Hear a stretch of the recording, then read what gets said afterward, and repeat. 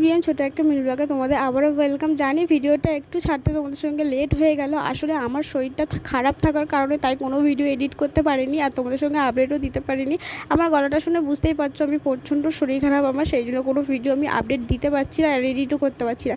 আর এটা কিন্তু কার্তিক পুজোর আগের দিনের ভিডিও, যেহেতু কার্তিক পুজোর আগের দিনকে আমরা চলে গেছিলাম বাজার করতে। আর কী বাজার করছি সেটা তোমাদের বাড়িতে গিয়েই দেখাবো।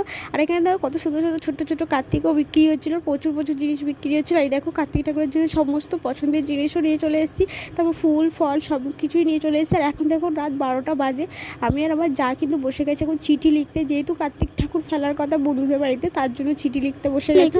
প্রায় কমপ্লিট হয়ে এসেছে। আর আমার ঘরে দেখো এখানে কার্তিক চলে এসেছে। না এটা কিন্তু আমার কার্তিক না, যেহেতু বন্ধুদের বাড়িতে ফেলবো সেই কার্তিক। সব কিছু একসাথে কিনে নিয়ে তারপরে কিন্তু ওরা ছেলেরা রাত্রেবেলা বেরোবে রাত 3টের দিকে।